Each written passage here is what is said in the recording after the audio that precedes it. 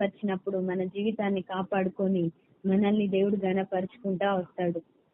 ఎందుకంటే తన రాజ్యమును కట్టాలి మనం. ఆయనకు ఆశ అంతా మన మీదే ఉంటది.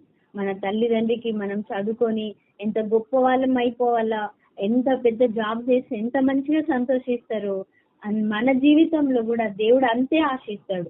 నా బిడ్డ నాలో ఎదగాల, నాకు సాక్షిగా ఉండాలా, నా రాజ్యంను కట్టాలా, నా ఆత్మల దాహం తీర్చాలని ఆయన ఒక తపన, ఒక ఆశ మన మీద పెట్టుకొని జీవిస్తాడు యేసయ్య.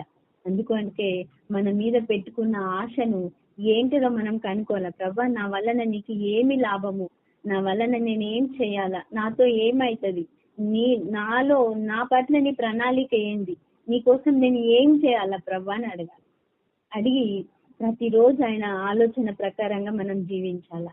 అయితే అప్పుడు దేవుడు తృప్తిపరచబడతాడు, దేవుని రాజ్యం కట్టబడుతుంది. మన జీవితంలో, మన కుటుంబాల్లో మనము ఒక ఆశీర్వాదకరమైన బిడ్డలాగా మనము ఉంటాము. మనల్ని చూసిన వారికి కూడా ఒక ఆశీర్వాదం కలుగుతుంది, మంచి మేలు జరుగుతుంది. మనం ఎక్కడ అడుగు పెట్టినా వాళ్ళ జీవితంలో మేలు జరుగుతుంది. ఎందుకంటే మనం ఇలా జీవించినప్పుడు దేవుని ప్రణాళిక మన మీద ఏమై ఉన్నదో అది తెలుసుకొని ఆ ప్రణాళిక ప్రకారంగా మనం జీవించినప్పుడు మనం అనేకులకి ఆశీర్వాదకరంగా ఉంటాం.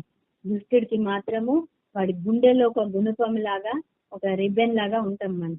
ఎందుకంటే నిన్న నేను సమూయేలు గ్రంథం చదివేటప్పుడు దావీదు నిజంగా ఎంతటి వాడు అసలు. దావీదు ఆయన ఎక్కడో ఉన్న అతన్ని దేవుడు తెచ్చి గొల్లియాతు ముంగట నిలబెట్టిండు. దావీదు ఒక మాట విసిరిండు, అది నేను రాసి పెట్టుకున్నాను. ఎంత ఆనందంగా అనిపించింది నాకు.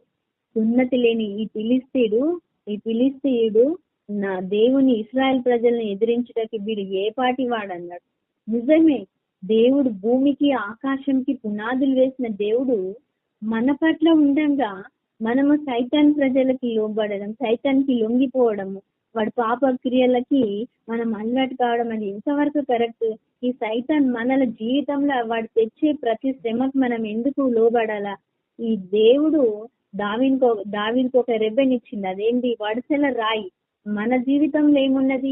వడిసెల లాంటి మోకాల జీవితం, ప్రార్థన జీవితం, వర్షిప్ జీవితం ఉన్నది. దాని ద్వారా మనం సైతాన్ని ఓడించవచ్చు. ఇవన్నీ వాడి చేతులకించి అనేక ప్రజల్ని మనం బయటికి లాగచ్చు అని అనిపించింది. ఇశ్రాయేల్ ప్రజలకి ప్రాణభిక్ష పెట్టిన దావీదు ద్వారా దేవుడు మన ద్వారా కూడా అనేకులు నశించిపోతున్న ప్రజలకి ప్రాణభిక్ష పెట్టుటకు దేవుడు మనల్ని వాడుకునేను గాక. ఈ చిన్న వాక్యం దేవుడు దీవించును గాక. ఆమేన్. ఆమేన్. ఆమేన్. ఆమేన్.